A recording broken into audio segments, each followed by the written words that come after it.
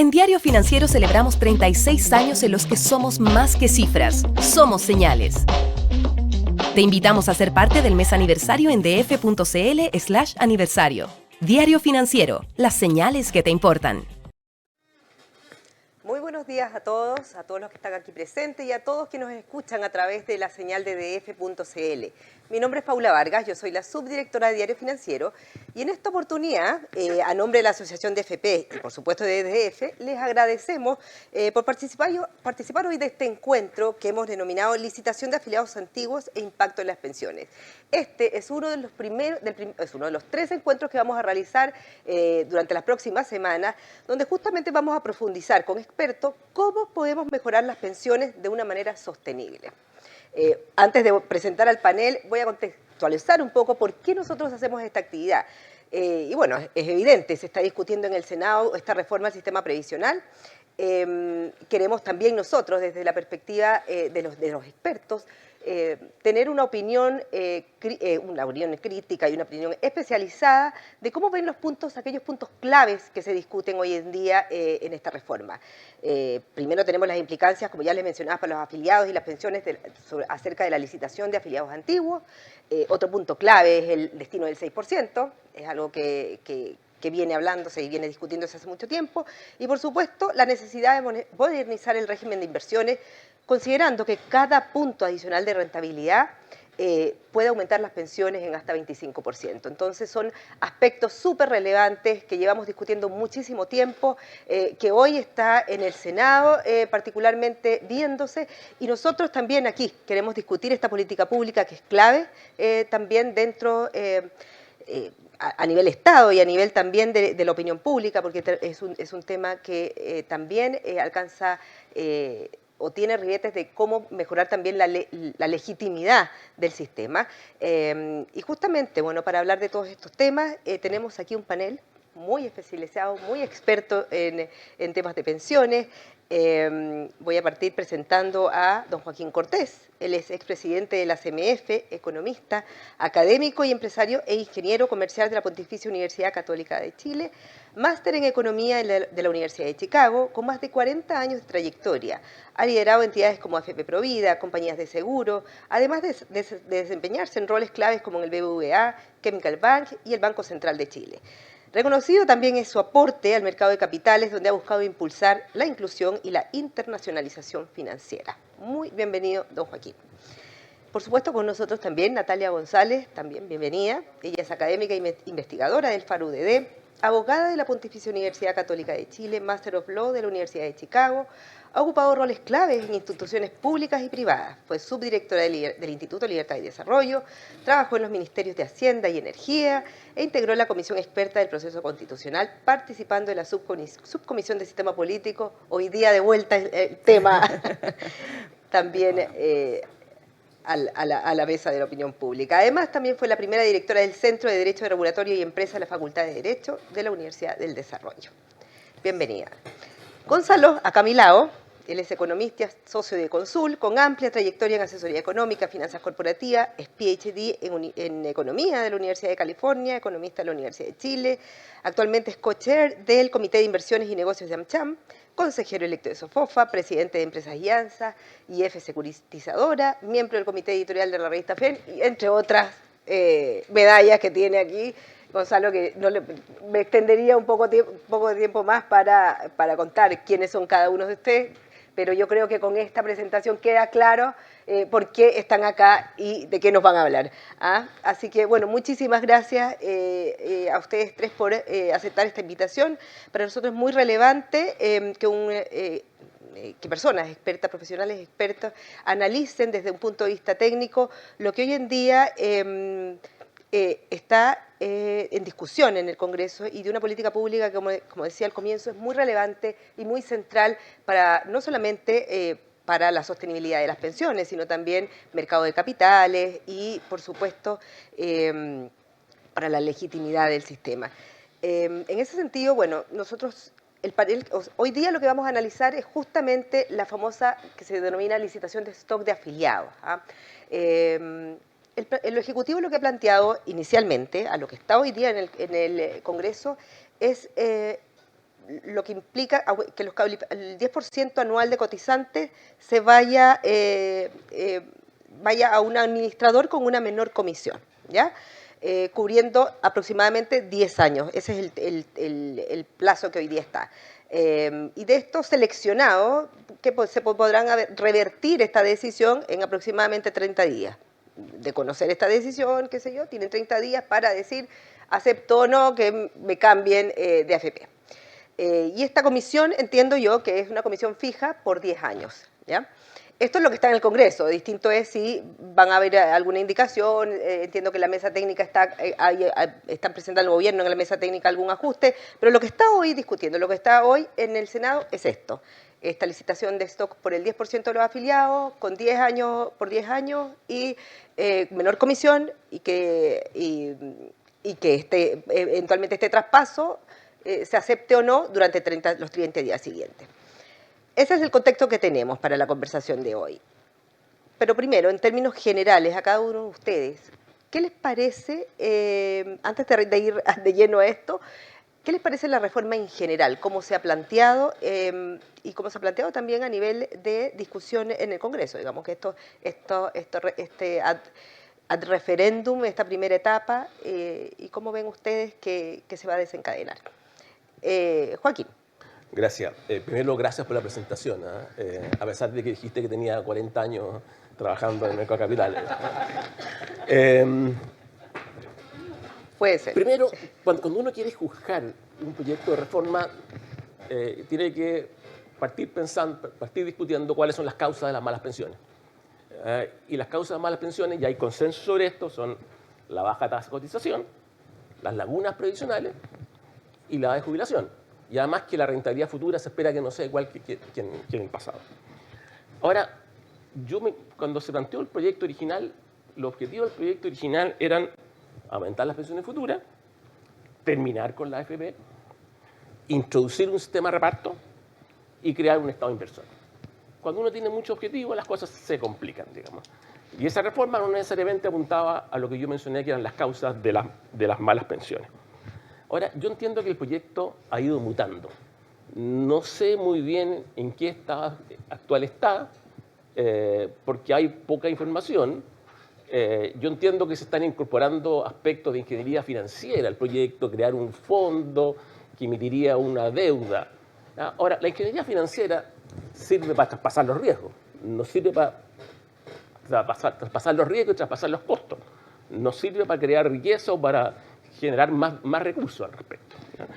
Pero en general ha habido poca transparencia de lo que se está discutiendo. Algunos dicen que ya está cocinado, no lo sabemos. Y lo que ha trascendido son temas accesorios, como ponerle límite a las comisiones de intermediación, los fondos generacionales, cosas que no van a cambiar mucho las pensiones. Ahora, el tema de fondo es el destino, claramente el tema de fondo es el destino del 6%. Y el proyecto tiene destinar una parte a las cuentas individuales y la otra parte a transferencia, algunas dentro del sistema previsional y otras fuera del sistema previsional, como por ejemplo crear un sistema de cuidados. Yo creo que la sociedad tiene que preocuparse de aquellos que van quedando rezagados. Creo que la sociedad tiene que ser solidaria con aquellos más vulnerables. Pero eso le corresponde a la sociedad como un todo, a la sociedad completa. Que algo que dijo hace poco la ministra del Trabajo cuando dijo que el bono de fin de año era solidario, por cuanto lo pagábamos todos los chilenos, más vulnerables. Yo creo que la sociedad tiene derecho a corregir algunas fallas que existen, digamos. Pero eso tenemos que hacerlo, se nos cargo todos los chilenos, digamos, toda la sociedad como un todo. Y por tanto corresponde hacerlo con fondos generales, digamos. Ahora, el problema son las finanzas públicas, entonces, que no está el dinero, digamos. Ahora, hay algunos que han llegado a decir, mire, la verdad que esto de destinar una parte de las cotizaciones a generar transferencia es porque hay gente que no paga impuesto a la renta y por lo tanto esta es la forma de cobrarle impuesto a la renta. Entonces, seamos honestos. Esto es claramente una parte, algo que va a las cuentas individuales, y otra parte que es claramente un impuesto a la planilla. Y en ese sentido, a mí cuando me piden mi opinión general de la reforma, no me gusta. Y bueno, hay otros temas más, digamos, pero que también no sabemos hoy día en qué estado están, digamos. Esa sería mi respuesta. Sí, también es un tema de que efectivamente hoy hay varios cambios que se están viendo o se están analizando y no lo estamos viendo. Pero Natalia, ¿a ti qué te parece a grandes rasgos lo que se ha presentado? Lo que hoy día está en el Congreso, que eso ya es más transparente y estamos, o sea, es lo que hoy día se está analizando. Sí.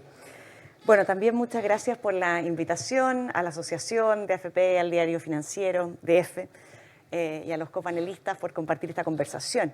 Yo tiendo a coincidir con Joaquín en bastante de los puntos que él plantea. De hecho, voy a profundizar algunos de ellos, tal vez.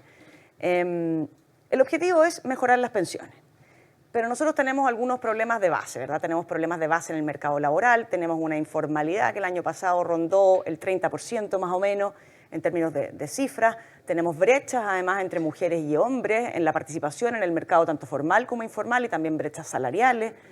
Tenemos una tasa de cotización que no se ha puesto al día, pero al mismo tiempo para ponerla al día tenemos que considerar cómo está el mercado del trabajo para que esa puesta al día no signifique que sigamos profundizando los incentivos a la informalidad, por ejemplo, o seguir incrementando los costos que con las 40 horas, con el salario mínimo, ya subieron importantemente para las empresas y van a seguir subiendo. Además que hay otros proyectos en el camino, como eventualmente una negociación ramal, ¿no es cierto?, que siguen impactando el mercado laboral, que a su vez incide en el sistema de pensiones. La rentabilidad que decía Joaquín ha sido muy buena, pero evidentemente hacia el futuro es poco probable que repitamos ese éxito. Y además con una tasa de cotización baja tenemos un problema entonces también de expectativas, ¿no? Cantidad de fondo acumulado y una rentabilidad eventualmente menor. Y se dice que otro problema de nuestro sistema es que no es competitivo, que le falta competencia y que es poco transparente a la ciudadanía no lo entiende.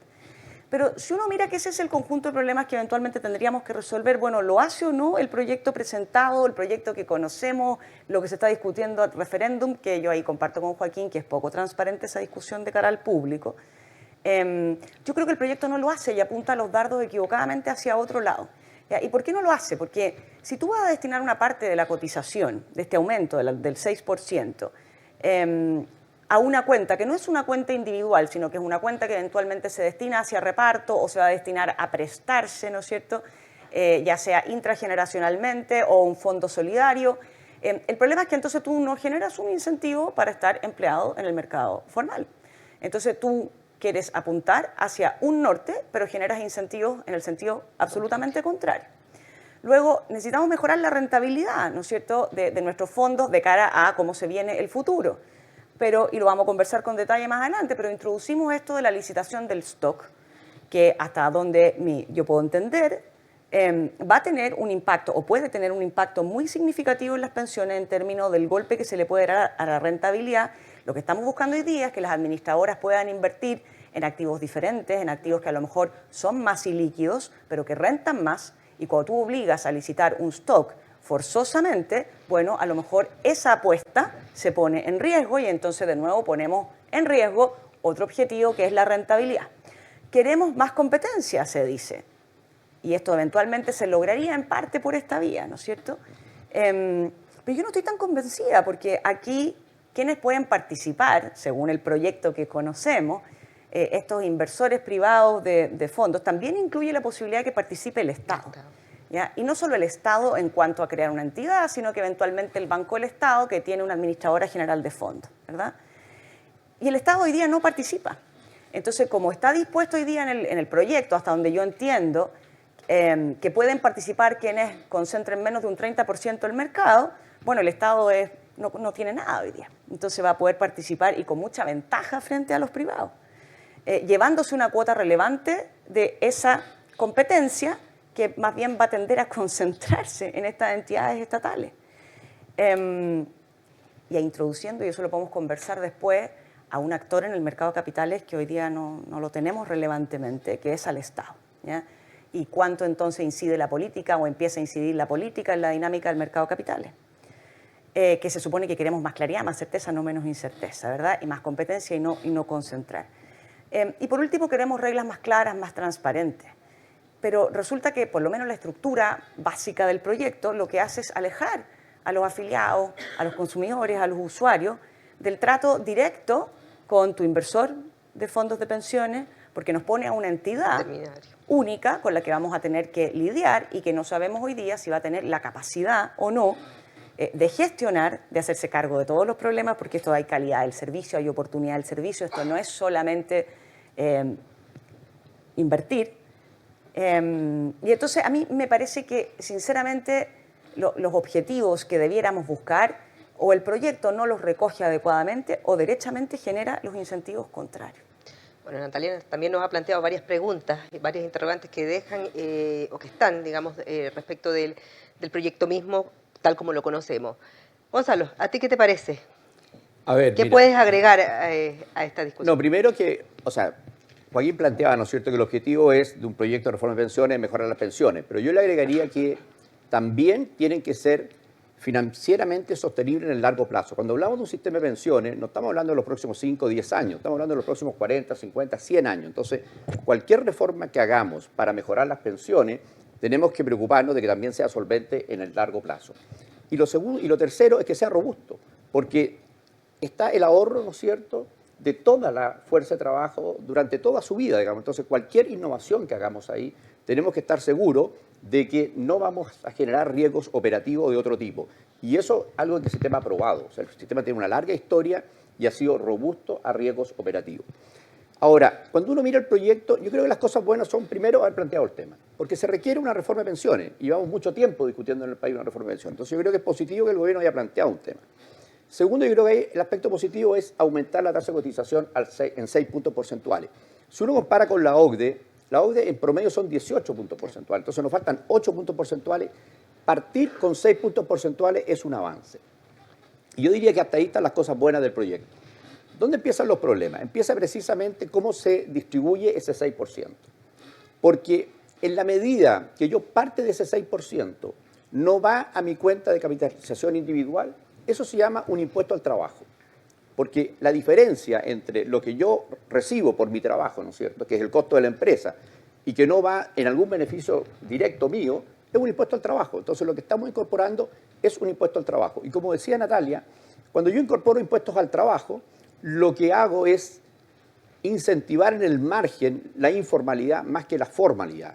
Y es uno de los problemas que precisamente tenemos con todas las lagunas laborales y con toda la gente, ¿no es cierto?, que está en el mundo informal. Entonces, desde ese punto de vista, que el 6% no vaya completamente a la cuenta de capitalización individual, le estamos imponiendo un impuesto al trabajo.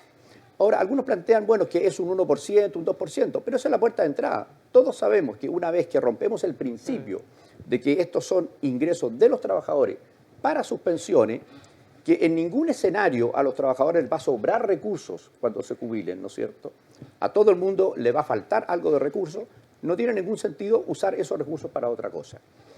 Y un problema importante que tiene el proyecto, y yo creo que es el más importante, es que el diagnóstico que hay es que el problema está en la industria, que es en la industria del manejo de los fondos de pensiones donde está el problema. Cuando todos sabemos que el problema está en lo que se ha mencionado, en el funcionamiento del mercado laboral. Un mercado laboral que tiene una alta tasa de informalidad, 1 de cada 3 trabajadores es informal. Un mercado laboral que no le da respuesta a un porcentaje grande de la población que no está estudiando y no está trabajando y está en edad de trabajar. Entonces, no tiene esa oportunidad. Y un mercado laboral que genera, ¿no es cierto?, lagunas. Entonces, ese es el problema que tenemos que resolver si queremos mejorar las pensiones futuras. Pero el proyecto se carga fuertemente, y yo creo que hemos perdido 2 años muy valiosos en discutir la estructura de la industria, que eliminar las AFP, ¿no es cierto?, que generar un órgano estatal, cuando ahí no está el problema. Y podemos conversar de eso más adelante. Entonces, el diagnóstico es errado, y cuando uno parte de un diagnóstico errado, obviamente la solución también es errada. Pues puede ser que sea algo también ideológico, que es algo que podemos conversarlo después. Pero partamos ya de lleno con el tema de la licitación de afiliados, que es el título de esta conversación, de este ciclo. Ya vamos a analizar más en profundidad lo que es la licitación del stock de afiliados antiguos. Natalia, ¿Cuál es tu opinión de esta propuesta en particular y si efectivamente la ves como eficiente o no, como una manera o que puede cumplir este objetivo de reducir las comisiones? ¿Qué tan viable lo ves? Tú has estudiado esta materia, entonces te pregunto un poquito cómo lo ves, qué tan viable es, si va a tener impacto en comisiones, o de alguna manera esbozaron también que puede tener impacto en la rentabilidad y por supuesto en las pensiones. ¿Cuál es tu mirada, no solamente en la parte como más macro, sino también en lo legal? Sí. Que si esto tiene alguna implicancia legal. Sí, mira, esta es una propuesta que no es nueva. ¿Ah? En diversas comisiones anteriores que trabajaron asesorando a gobiernos, es una propuesta que se ha planteado. Cada vez que se ha planteado, curiosamente, eso sí, no tiene una bajada de detalle, sino que se deja esbozada la idea, pero después no se dice cómo se implementa. Y el problema es porque en la implementación de esta idea aparecen diversos inconvenientes que no son fáciles de resolver. Está el inconveniente que mencionábamos antes, ¿no es cierto? El inconveniente de cuánto en verdad esta medida colabora en mejorar las pensiones, y la verdad es que la rebaja en comisiones se estima que podría razonablemente importar un beneficio del orden del 6% para los cotizantes. En cambio, eventualmente la pérdida de rentabilidad podría ir entre el 20 y el 25%. Entonces, el trade-off que se produce ahí pareciera ser no tan positivo como para avanzar hacia una medida que además tiene una serie de otras complejidades. Luego, desde el punto de vista jurídico, a ver, hoy día nuestra Constitución nos garantiza a todos que el respeto al derecho de propiedad sobre nuestros bienes materiales e inmateriales. Como nosotros tenemos la garantía del derecho de propiedad, es que la Constitución dice que si a ti te van a limitar el derecho de propiedad, limitar, no expropiar, porque si te van a expropiar te tienen que pagar, pero si te van a limitar el derecho de propiedad, esa limitación tiene que ser por ley, ¿ya? Y una limitación que no alcance a ser una expropiación, porque solo la ley puede limitar la propiedad. Y por eso es que entonces, cuando la Constitución se refiere a la seguridad social, dice que la seguridad social y lo que corresponda a cada uno de los trabajadores aportar de fruto de su trabajo a seguridad social tiene que estar determinado por ley, porque es una limitación al derecho de propiedad de cada trabajador, ¿ya? Entonces, considerando eso, nosotros tenemos una estructura de sistema de pensiones con capitalización individual que reconoce ese derecho de propiedad.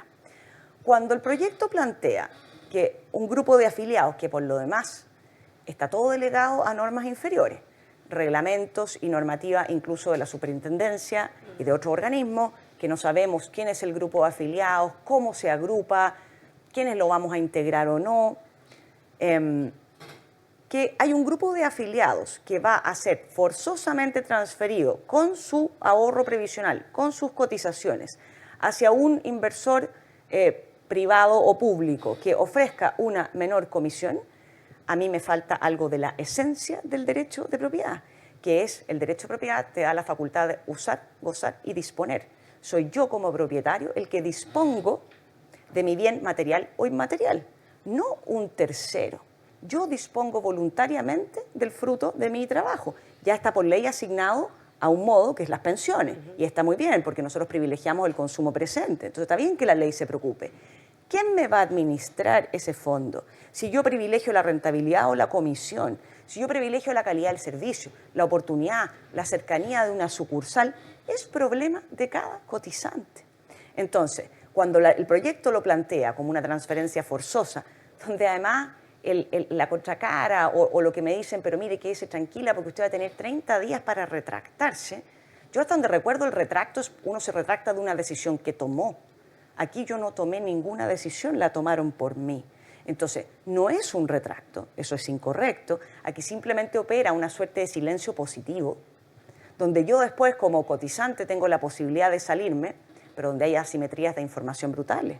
O sea, yo hoy día, digamos, tengo 30 días, que es un plazo además muy acotado, para tomar la decisión de volver de un lugar, por ejemplo, a mi AFP o inversor, como se llama, actual, y yo no me quise salir nunca de ahí. Entonces, esa falta de voluntad, donde si van a plantear una cosa así, lo mínimo es que esto se invierta, lo mínimo, desde el punto de vista jurídico, y que se diga, señor cotizante, es al revés.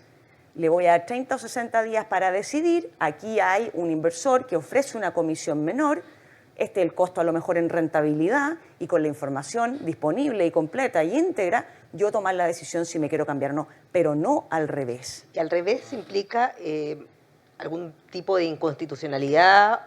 O sea, ¿Cuál yo es derechamente veo aquí la una infracción en ese vulneración al sentido? derecho de propiedad, veo una vulneración a la regulación que la Constitución establece en materia de seguridad social, pero además no es la única vulneración que veo, porque como esbozaba antes, y lo podemos detallar en la conversación, yo creo que aquí se van a generar problemas de libre competencia, se va a tender a concentrar, vamos a tener también eventualmente problemas de competencia desleal, porque tienes un actor, que es el Estado, que va a poder participar y que tiene la posibilidad de operar con subsidios cruzados o con una cobertura de costos que el sector privado a lo mejor no va a poder ofrecer.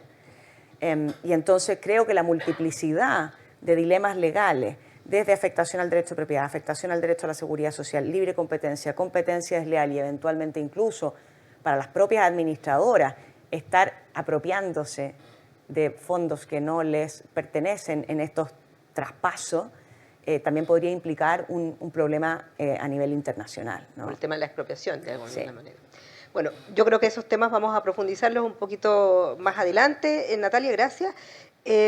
Gonzalo, se ha hablado mucho de que justamente la licitación del stock es una manera de reducir, o esa es un poco el titular para reducir las comisiones. Ahora, ¿es la comisión la variable más importante a la hora de elegir una AFP? Mira, te agradezco la pregunta, porque es una pregunta bien importante. Cuando uno le preguntan a la gente, que yo confío mucho en los ciudadanos, ¿no es cierto? Ellos contestan que 60% es la rentabilidad. Es la rentabilidad. Entonces, la variable más relevante, la gente dice, es la rentabilidad. Cuando uno ve las pensiones que reciben las personas que se están pensionando, de cada 100 pesos que colocan, o sea, que reciben como pensión, 75, 80 pesos vienen de la rentabilidad. Entonces la gente se da cuenta de que su pensión realmente depende de la rentabilidad que tenga, porque solo colocó 20 o 25 pesos, el resto vino de la rentabilidad. Entonces, la variable más importante que la gente entiende y que se materializa es la rentabilidad. Ahora, el tema, ¿no es cierto? Entonces, cuando uno tiene que tomar la decisión, ¿no es cierto?, de cuál factor me fijo, es la rentabilidad la decisión más importante. O sea, no se justifica de alguna manera, siguiendo lo que tú estás diciendo, no se justifica, es una licitación de afiliados, digamos, para obtener, de alguna manera, para llegar a menores costos en el fondo. Claro, entonces la licitación de afiliados, cuando uno dice voy a licitar, ¿no es cierto?, una parte del stock de afiliados, 10%, planteas tú, tiene que venir de un diagnóstico de que algo está funcionando mal en el mercado, ¿no es cierto?, de la administración de las AFP, para que yo decida que tengo que intervenir ese mercado y hacer una licitación. ¿Y qué es lo que se ha planteado? Y ahí está el error de diagnóstico. Se ha planteado de que la rentabilidad de los fondos de pensiones es alta, es mayor de lo que sería una rentabilidad normal de equilibrio, y por lo tanto eso estaría reflejando de que hay un espacio de bajar comisiones para que esa rentabilidad vuelva a esa rentabilidad de equilibrio normal. Entonces, un aspecto clave para ver si hay un argumento o una hipótesis, ¿no es cierto?, que justifique una licitación, es si efectivamente esa rentabilidad es de equilibrio o no, o está sobre el equilibrio. Nosotros hemos trabajado mucho este tema y la rentabilidad económica, financiera, no la puede sacar uno directamente de los estados de resultados de la AFP o de la administradora de fondos de pensiones, porque siempre hay un gap entre la economía, ¿no es cierto?, y la contabilidad. Y aquí hay tres factores que son relevantes en esta discusión, que tienen que ver con el encaje, si es parte del activo operacional o no, tiene que ver con los activos intangibles, ¿no es cierto?, y tiene que ver con una cosa que es muy importante, que nadie coloca en la discusión y que es el punto central, es que hay una diferencia en el tiempo, un desfase entre cuando la AFP recibe el ingreso por cotización y cuando tiene que dar el servicio y por lo tanto incurre en el gasto.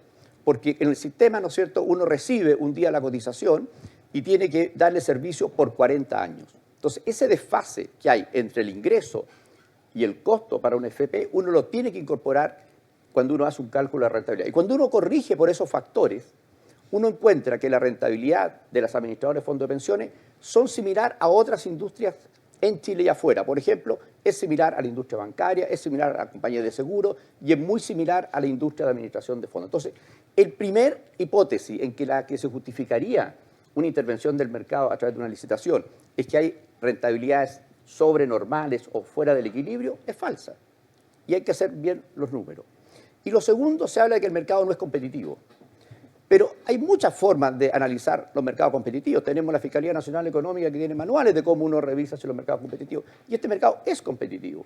Este mercado no es altamente concentrado. Esos son los índices de concentración que define la propia Fiscalía. Y la propia Fiscalía define los umbrales. Y cuando uno ve, es un mercado moderadamente concentrado, pero bien lejos de un mercado altamente concentrado. Ha habido entrada de competidores.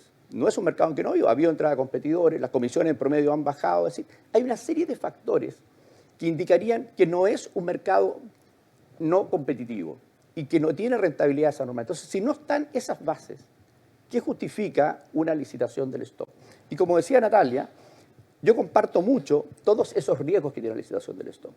Entonces, la licitación del stock apunta a la comisión, donde no está el problema, y el riesgo está en la rentabilidad, donde está la oportunidad. Y yo creo que es muy complejo lo que se está planteando, porque la única posibilidad de que realmente nosotros logremos mejorar la rentabilidad de los fondos de pensiones es precisamente hagamos lo que el mundo viene haciendo hace 20 años. El mundo se movió de los mercados públicos a los mercados privados. Las oportunidades hoy día están en los mercados privados, por distintas razones. Y para nosotros poder entrar a ese mercado privado, eso no conversa con la licitación de stock. Entonces, yo creo que no hay bases para una licitación de stock, no están las justificaciones y los riesgos son mayores que los beneficios. Ahora, y tampoco, bueno, tú dices los riesgos son mayores que los beneficios, por lo que te escuché, hay un mercado competitivo, por lo tanto, ¿cómo ves tú el tema del ingreso o de que el Estado participe como administrador de los fondos? Tampoco se justificaría en ese caso. A ver, de nuevo, el Estado tiene múltiples necesidades, o sea, tiene que preocuparse de la salud, de la seguridad, de lo que son muchas. Entonces, cuando el Estado interviene en un mercado, tiene que haber una razón, tiene que haber una falla de mercado, tiene que haber una externalidad que el sector privado no captura y que entonces la captura el Estado. Tiene que haber algo. ¿Cuál es la justificación acá? Entonces, claro, si uno parte de la hipótesis equivocada, que hay retornos sobrenormales o que el mercado no es competitivo, bueno, uno hace la justificación de meter competencia a través de un ente estatal. Pero si uno saca eso, porque eso está corregido, digamos, entonces se acaba la justificación. Y lo que va a pasar es que, bueno, el Estado entra ahí. ¿Hay experiencias buenas del Estado administrando empresas? La mayoría de las empresas son malas. Y aquí vamos a administrar los fondos de pensiones de los trabajadores que se tienen que jubilar en 40 años más. Entonces hay un riesgo enorme. Y se empiezan a producir factores como lo que se llaman precios depredatorios, porque si el Estado de alguna manera tiene subsidios cruzados, ¿no es cierto? Tiene un costo capital más bajo, por ejemplo. Y por lo tanto puede hacer grandes inversiones y obviamente su costo marginal va a ser más bajo y entra a precios más bajos. Eso obviamente no es competitivo. Entonces yo creo que es un riesgo de que entre el Estado y no hay una justificación en un exceso de retorno de los administradores de los fondos de pensiones, de que el mercado no sea competitivo. Entonces no está la justificación para que entre el Estado. Perfecto. Joaquín, desde tu experiencia en el mercado de capitales, ahí vamos a entrar en otra lista, que es ¿qué efectos se pueden esperar de la rentabilidad de los fondos de pensiones debido al traspaso de activos que debería ser al traspasar también esta participación de estos 10% de afiliados? O sea, no van solitos los afiliados, van acompañados de sus activos. Ahí, ¿cuál es el efecto que podría tener en el mercado financiero? Sí. Del mercado de capitales. Déjame al principio completar algo que ya dijo Natalia y Gonzalo. Hoy día ya existe la licitación de los nuevos afiliados. Entiendo que está partiendo el 9º proceso de licitación. Y hoy día, de los 11,5 millones de afiliados que hay en el sistema, más de la mitad ya fueron licitados alguna vez. Hoy día existen como el 30% de los afiliados, un tercio de los afiliados ya está en los fondos que tienen, en las AFP que tienen las comisiones más baratas. ¿Ya? O sea, eso ya existe, ya partió el tema. Ahora, estoy muy de acuerdo con lo que decía Natalia. Digamos, si uno fuera a bajar la comisión de las que tienen la AFP más cara a la más barata, la verdad que la pensión a través del ciclo de vida aumenta, a mí me da como 4 o 5%, digamos, no te resuelve el problema, digamos. Además que bajar las comisiones no ayuda a quienes no cotizan, digamos. Y hay un 50% de afiliados que no cotizan, digamos. ¿Ya? Ahora, yo entiendo que licitar los nuevos, el stock de afiliados, los afiliados antiguos, significa traspasar alrededor de 20 billones de dólares anualmente, digamos, ¿ya? Lo cual es harto dinero y de alguna forma uno le recuerda los traspasos que se hacían por cambio entre multifondos. Ahora, lo que se ha propuesto es, bueno, permitamos traspasar activos. Y cuando uno dice traspasemos activos, se está refiriendo a los activos poco líquidos, a los activos alternativos, porque los demás se pueden traspasar. Entonces, la primera pregunta dice, bueno, ¿es factible hacer esto? Bueno, yo creo que es factible hacerlo. Por cuanto hoy día existen fondos secundarios que se dedican a comprar activos de fondos ya existentes y se produce el traspaso. Ahora, el problema es que primero no es automático, hay un proceso. Si uno va a mirar los contratos, por ejemplo, de los fondos de private equity, unas cosas así, lleno de estipulaciones, digamos. Y no automático, hay un proceso, en algunos casos hay que pedirle permiso al general partner, digamos. En algunos casos hay que ofrecerlo antes a los limited partners. Y segundo, no es gratis. Yo acabo de ver un proceso de traspaso en este caso era de fondos de capital privado, digamos, que salía como $10.000 al gestor por cada fondo, digamos, ¿no? Entonces es caro y eso afecta a los incentivos. Afecta a los incentivos de los gestores de fondos a invertir menos en estos activos que uno cree que tienen mayor rentabilidad en el largo plazo. Segundo, yo fui gerente de inversiones y en ese tiempo la única forma de invertir en activos alternativos era hacerlo todo junto, a través de un feeder fund. Hoy día el mercado se ha sofisticado, digamos. O sea, hoy día cada uno elige su fondo. Entonces puede que exista una AFP que es la única que tiene invertida en un fondo. Ahora, a ese fondo te va a poner más dificultades, digamos, en pasarte los activos de una AFP, de un dueño a otro dueño. Especialmente si lo vaya a hacer todos los años. Ese es el problema. Y segundo, también se ha ido sofisticando en el sentido de que yo he visto AFP que están participando, o sea, invirtiendo en temas de coinversión, donde uno no tiene una cuota que traspasa, sino que tiene propiedad. Siempre se ha criticado a la AFP por qué no siguieron el mismo camino que los fondos canadienses, que se compraban empresas directamente. Bueno, este tipo de movimientos de fondos donde vaya a tener ese activo no es traspasable, o es traspasable de forma muy difícil, digamos. Entonces, esto va a afectar los incentivos, digamos. Va a llevar a carteras similares, no va a llevar a una menor sofisticación y no va a llevar a conflictos. Porque puede que a mí no me guste el fondo que tú me quieres traspasar, digamos. Y otro tema que yo creo que tiene un impacto sobre los gastos comerciales, digamos. Porque una determinada AFP va a perder afiliados que se los va a llevar otra AFP. Ahora, la AFP que perdió la licitación conoce exactamente el perfil de los afiliados que perdió. Sabe su dirección, sabe la renta, sabe cuál es su rentabilidad. O sea, tiene un incentivo a ir a buscar directamente a ese afiliado. Lo cual implica invertir en fuerza de venta para captar ese afiliado. Y de la AFP que ganó la licitación y que lo adquirió, significa tener que gastar para defender ese afiliado. O sea, va a tener un impacto sobre los gastos comerciales. Es como levantarle la polola a alguien y uno sabe exactamente a dónde ir, si le gustan los chocolates, etc. Es complejo, sabe el teléfono, sabe el WhatsApp. Así que ahí tenemos un aumento en los costos comerciales, ¿ya? Así que, si bien es cierto, es factible traspasar activos, como decía, no es automático y es costoso y nos va a llevar va a influir en los incentivos a invertir en estos activos que se supone tienen, por ser más líquidos, y hay premios por la liquidez, tienen una mayor rentabilidad a largo plazo. O sea, también por ahí tenemos algunos riesgos.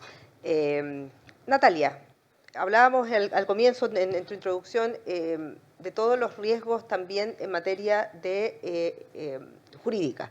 Libre competencia, que puede ser visto como una medida expropiatoria y que eso para los dueños de las AFP, particularmente los que son extranjeros, puede llevarnos a seguir juicios internacionales. Bueno, también el tema del consentimiento, al parecer, también podría ser un riesgo allí. ¿Y cómo ¿cómo se acotan, cómo se limitan, cómo deberían hacerse una licitación para que justamente este tipo de aspectos queden un poquito más cubiertos en el fondo? Sí, a ver, yo diría que ahí lo primero, o la pregunta más global es si realmente vamos a perseverar en esta iniciativa de la licitación de stock, ¿ya? Dado los riesgos que se han planteado aquí, los beneficios que aparecen más bien marginales para los afiliados versus la pérdida de rentabilidad,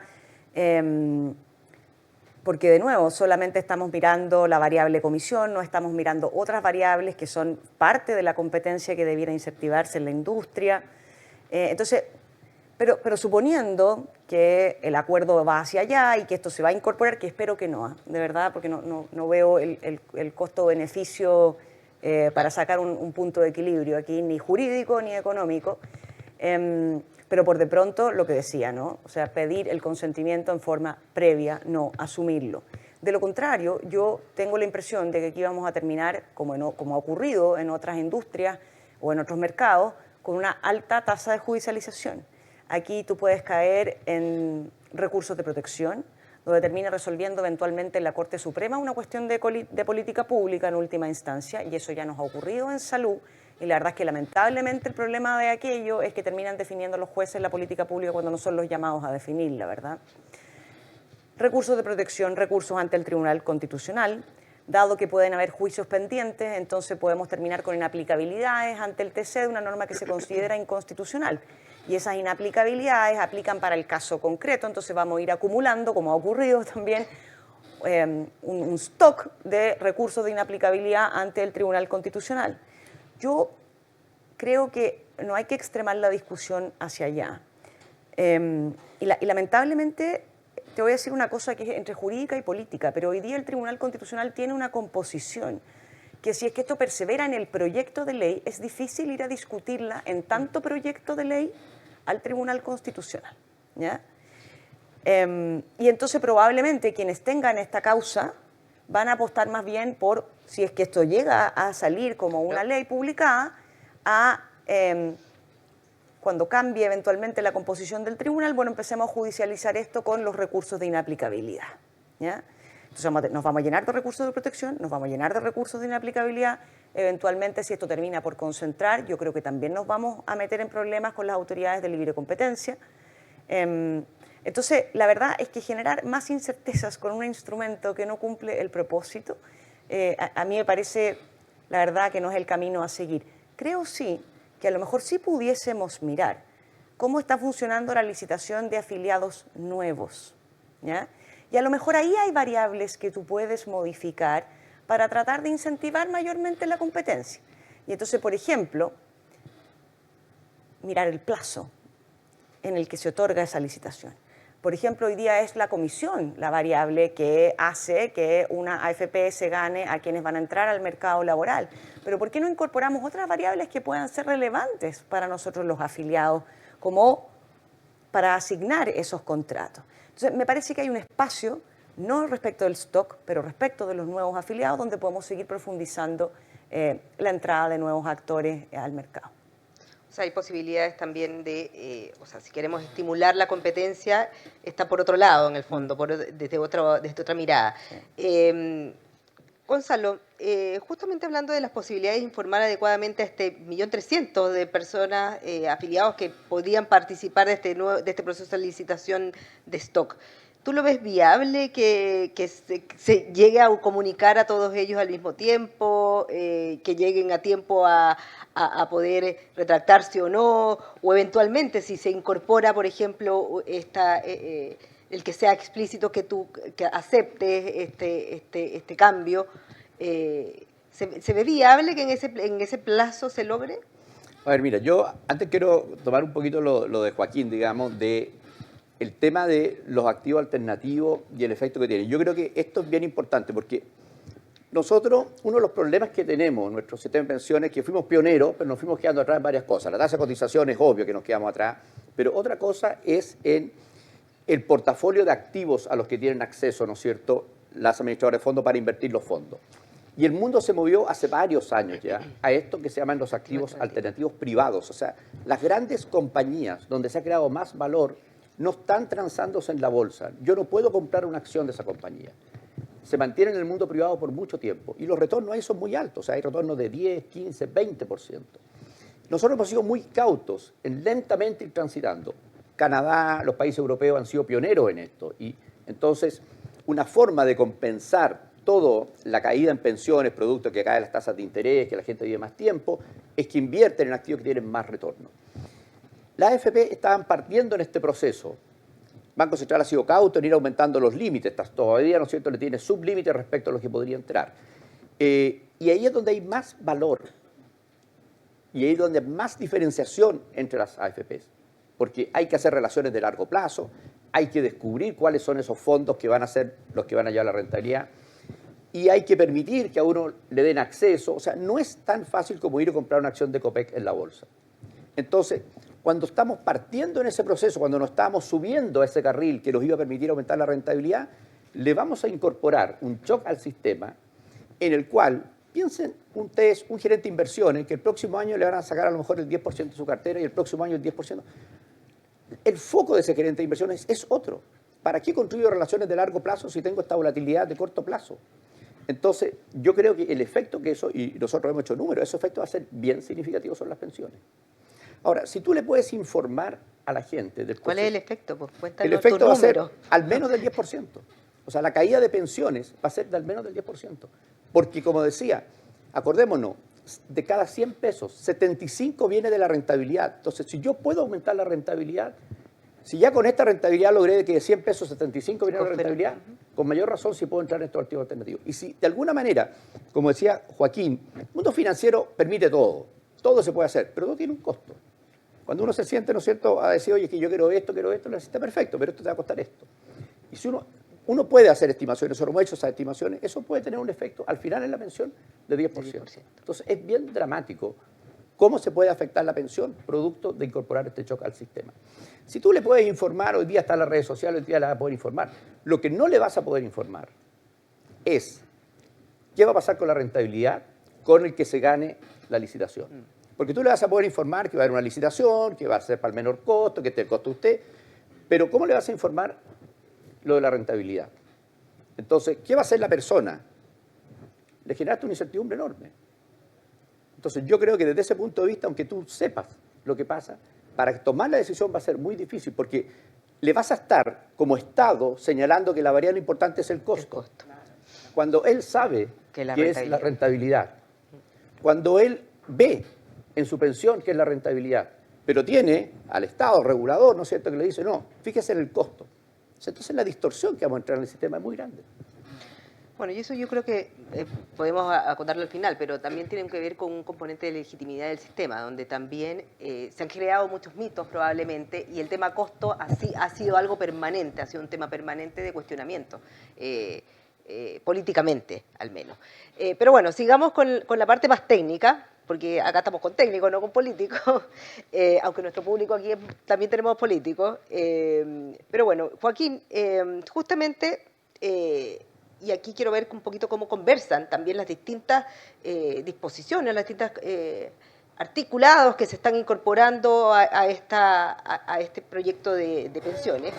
Y recientemente el Senado aprobó el referéndum respecto a la creación de los fondos generacionales, que uno tendería a pensar que es para que justamente permanezcan en sus fondos, a las edades que correspondan, en fin, que sea algo más de largo plazo, pero por otro lado tenés otros incentivos distintos, o tal vez opuestos o no, eso me lo dirás tú, respecto de la licitación de estos de nuevos afiliados. Ahí, ¿cómo conversan cómo ves tú que conversan estas dos disposiciones? Sí, algo que se me quedó en el tintero, cuando uno mira el ciclo de vida, 40 años de ahorro, la diferencia en rentabilidad que uno requiere para compensar cualquier diferencia en comisiones es muy pequeña. O sea, con 5 puntos base yo compenso diferencia en comisiones de 50 puntos base a través del ciclo de vida.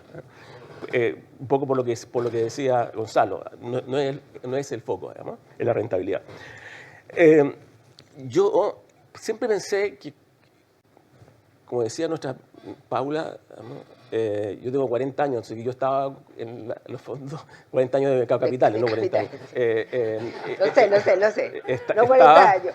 Estaba en el sistema de pensiones cuando partieron los multifondos. Y efectivamente, los fondos internacionales, los Target Date Funds, podrían haber sido una alternativa, digamos, ¿ya? Ahora, pero sin embargo, hoy día ya tenemos los multifondos, ¿ya? En Estados Unidos se han hecho muy populares, pero no tenían un sistema, sino que cada uno compraba diferentes fondos, digamos.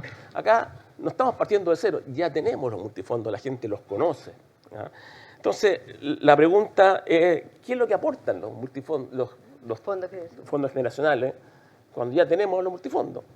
Yo creo que es poco, digamos. Y lo único que te hacen es decir, mira, usted ahora no puede elegir la asignación estratégica de activos, no puede, lo que dicen los gente de inversión, no puede elegir su asset allocation, se lo va a elegir un tercero, que obviamente no va a ser Warren Buffett, sino que va a ser otro, digamos, ¿ya? Entonces, eso es lo que se pierde, ¿ya? Entonces, claro, si uno sigue pensando que la gente no sabe elegir, digamos, claro, digamos, dejémoslo que no elijan y nosotros le imponemos un fondo. Ya, eso da bastante inflexibilidad, porque yo no sé si la edad es la única variable a considerar. Puede que yo conozco personas jóvenes que son muy conservadoras y que no van a querer estar en un fondo que va a estar invertido 95% en renta variable, ¿ya? Y los fondos generacionales no permiten eso. A cada uno lo asignan de acuerdo a su edad. Y las personas no son iguales, digamos. Hay diferentes expectativas de vida, diferentes niveles de salud incluso. Incluso yo entiendo que en Estados Unidos los fondos generacionales nacen como fondos ocupacionales. Viene Vanguard y le hace unos Target Date Funds a los empleados de Oracle, donde son todos más o menos similares, digamos, viven en el mismo barrio, digamos, etc. ¿Ya? Pero acá meter a todas las personas en un fondo con distintas características, digamos, hombres, mujeres, etc., es más complejo, hay que estudiarlo mejor. Ahora, yo creo que esto incluso acentúa los problemas que tiene la licitación de stocks, porque los fondos generacionales para la gente joven debieran tener mucho riesgo, mucha liquidez, muchos activos alternativos. Y obviamente los incentivos no están para invertir en esos fondos, porque tiene costo, toma tiempo, hay que hacer due diligence, y que después voy a hacer todo un due diligence para que después se lo traspase a otro, digamos, ¿ya? Alguien se puede ir a la cochihuahua, digamos, pensando que el otro hizo el due diligence, digamos, y ahora yo no tengo que hacer, ¿ya? Entonces tiene los mismos problemas que tiene, y se acentúan los problemas que tiene hoy día con la licitación del stock de activos, digamos. Yo creo que también, creo que las AFP hacían algo muy positivo, digamos, cuando personas se querían cambiar de un multifondo a otro, querían cambiar su asset allocation y se querían cambiar a un fondo que no les correspondía de acuerdo a su edad, le hacían una encuesta. Decían, oiga, ¿usted entiende realmente que se está yendo a un fondo que va a tener mucho más riesgo y usted está a punto de jubilar y se puede meter en un lío? ¿Ah? Y después de eso la persona podía decidir. Pero había un proceso le llevaba a la gente a discernir si eso era conveniente. Acá, y eso era correcto. Acá le dicen, mira, usted tiene 40 años, tiene ese asset allocation, tiene mala salud, pero no se puede cambiar. Yo creo que además esto tiene un tema político. Yo estaba, como dijo Paula, en el sistema del 2008 cuando se produjo la crisis, digamos. Y el fondo tipo A perdió, no me acuerdo bien, pero más de 40% en un mes, digamos. ¿Ah? Y los llamados que teníamos de la gente que decía, oye, pero ¿cómo? ¿Cómo yo estoy en el fondo A y estoy perdiendo 40%? Imagínate, digamos. Y había personas, distintos tipos de personas, y ahí la respuesta era, bueno, usted eligió. Usted fue el que eligió estar en esto. A los más jóvenes les decían, no te preocupes, esto se debería recuperar. Pero ahora decían, usted eligió. Ahora, si tú estás eligiendo, te destinaron a un fondo con mucho activo riesgoso, porque eres joven, y te toca una crisis como esa y se te cae un fondo en 40%, y aunque tú no tengas problema del corazón, va a estar complicado, digamos. ¿Ah? Y aquí tú ahora tienes a quien echarle la culpa, que fueron los políticos que te metieron en una camisa de fuerza. ¿Ah? Los fondos eventualmente se pueden recuperar, digamos, y se debieran recuperar. Pero yo sé lo que son vivir esos meses donde estás con esas pérdidas, digamos. ¿Ah? Entonces, alguien va a sufrir con estos temas de volatilidad en el futuro. Entonces, creo que los fondos alternativos, los target date funds, los fondos internacionales le agravan los problemas de invertir menos en los activos que debiera tener la gente más joven. Y la verdad que no aporta mucho más que los multifondos. Y también hay un problema cultural. Nosotros nos acostumbramos a poder elegir. Acá lo que te están diciendo usted ahora tiene menos posibilidades de elegir. ¿Ah? Y es un problema de si la gente está cómoda con eso, ¿no? Yo no estaría cómodo. Además, Paula, el tema de elegir. Fíjate que lo que voy a juntar estas dos intervenciones, porque en el fondo Gonzalo nos dice hoy día en esta licitación de stock hay un sesgo hacia la comisión, ¿no es cierto? O sea, cuánto cuesta administrar.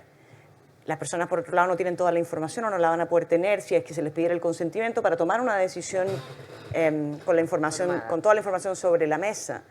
Y estamos acostumbrados a elegir.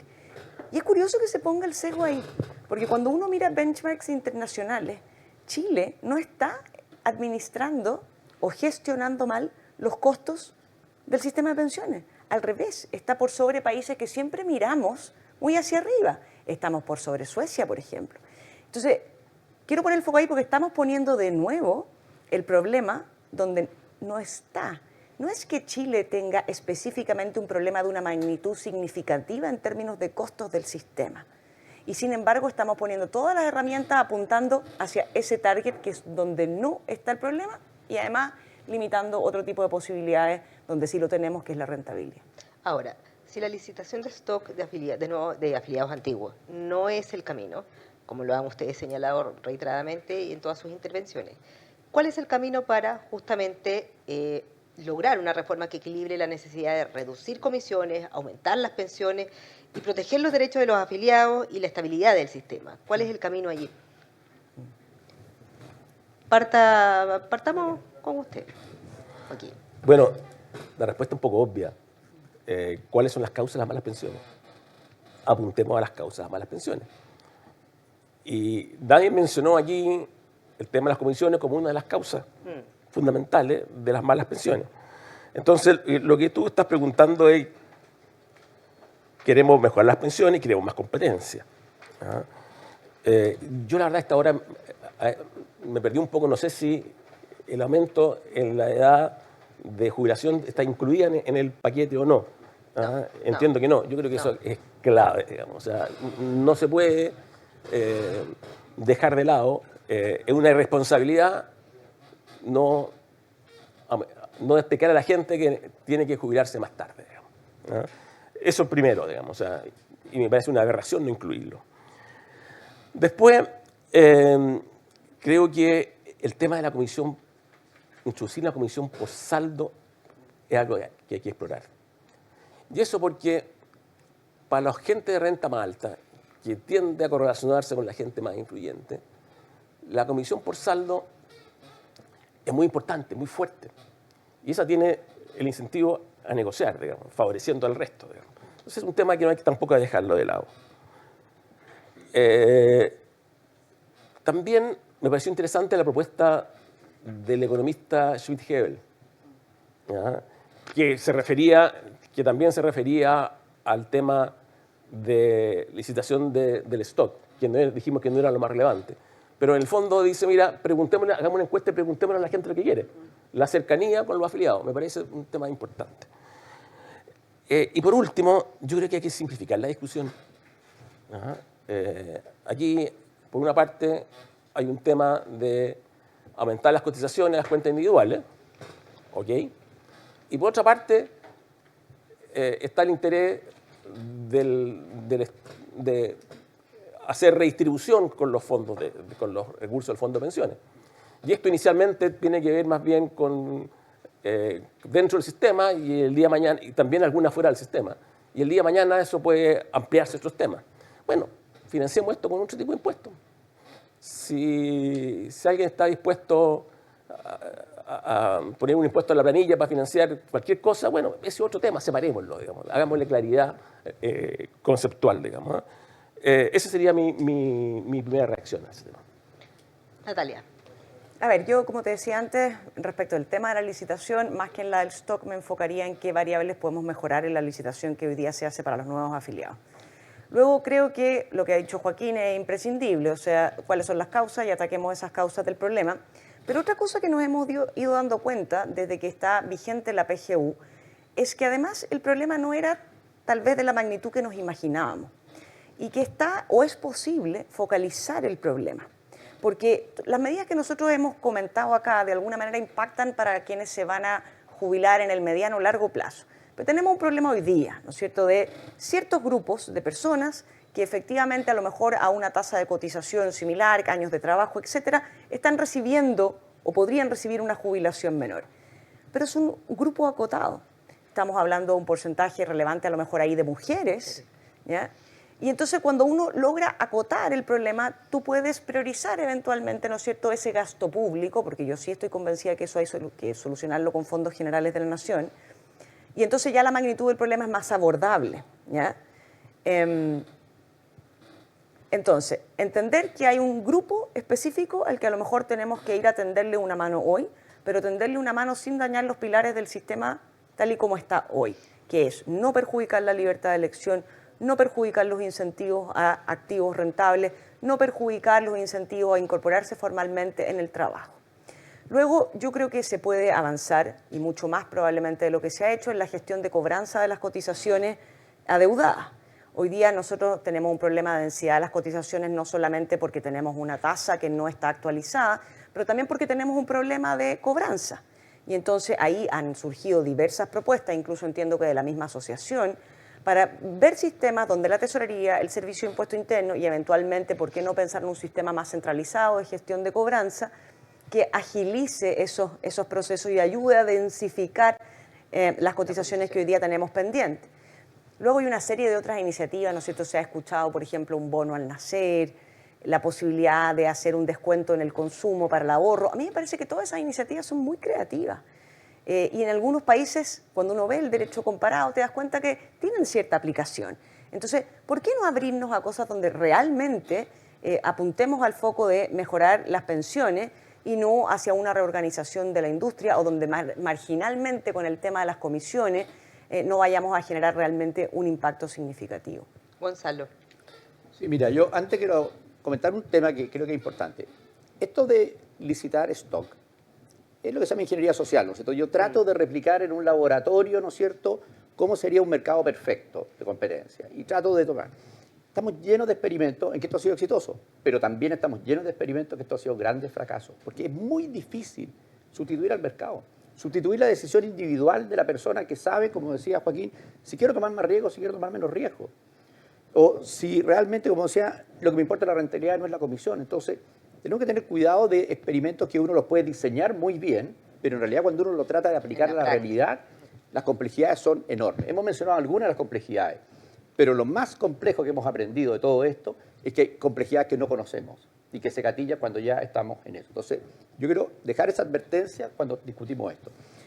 Estoy muy de acuerdo con todo lo que han planteado. ¿Dónde creo yo que podríamos también aumentar la competencia? En el factor más importante, que es la rentabilidad. Yo decía, nosotros hemos siempre sido muy conservadores. De que partieron los fondos de pensiones, primero solamente bonos del Estado, después hipotecarios, siempre muy conservadores, muy llevados a la mano. Y eso hace, obviamente, que para las administradoras de fondos de pensiones sea muy difícil diferenciarse. Así todo, así como Natalia decía, somos de bajo costo a nivel internacional, también somos de alta rentabilidad. O sea, nosotros estamos en el grupo de administración de fondos de pensiones de alta rentabilidad. Entonces, ha habido eso, pero la rentabilidad obviamente está acotada en función de los activos en los que puedo invertir, o sea, no puedo hacer magia. También se ve la competencia en que nadie mantiene el ranking. Hoy día uno es número uno, el otro. Entonces se nota que están todos compitiendo por ser el número uno y hay movilidad. Entonces, donde sí podemos generar diferenciación es en los activos alternativos. Si nosotros pasamos del límite de 20 a 40 y si el Banco Central, yo sé respetuoso del Banco Central, traje años ahí, pero es un poquito menos conservador y da más espacio a que esos sublímites se acerquen a los límites legales, ahí lo que vamos a ver es una fuerte competencia por rentabilidad donde se van a poder diferenciar. Porque lo que uno ve es que es muy difícil diferenciarse en el mundo público de inversiones, pero en el mundo privado sí que se producen grandes diferencias. Entonces, si yo quiero aumentar la competencia del sistema, dejemos que jueguen donde saben hacerlo mejor, que es manejar la rentabilidad del fondo de pensiones. Y ahí vamos a generar diferenciación y ahí los afiliados van a poder entonces discriminar mejor entre uno y otro. Esperemos que puedan hacer publicidad, porque hasta donde yo recuerdo, no sé si eso cambió en el proyecto, pero había una limitación muy fuerte para que las AFP, bueno, o el nuevo nombre que tengan, informen a sus afiliados respecto de otras variables que no sea la comisión. Y aquí estamos hablando de una variable muy relevante, que a mí me parece que lo mínimo que los afiliados podemos pedir es información, más información y más transparencia del sistema y no menos. Bueno, pues... Ah, muy importante, una última acotación. Muy importante lo que dice Natalia. Y esto lo sabe bien Gonzalo. Cuando uno administra inversiones y quiere venderle un fondo a alguien, ese alguien te va a decir, muéstrame tu track record. Muéstrame cómo lo ha hecho en el pasado. Y si no puedo hacer publicidad, ¿cómo muestro mi track record? ¿Ah? Están amarrados ahí. Bueno, muchísimas gracias a los tres por esta conversación. Yo creo que nos ha quedado muy claro cuáles son los caminos o las opciones que podrían tener, digámoslo, hoy día la discusión de esta política pública en el Congreso. Lo importante es centrarse en lo que ya hemos hablado aquí reiteradamente, aumentar las pensiones, la densidad de la cotización, rentabilidad y el régimen de inversión. De todas maneras, son temas que vamos a seguir conversando en este ciclo que hemos realizado, que estamos realizando con la Asociación de FP en conjunto con Diario Financiero. Muchas gracias.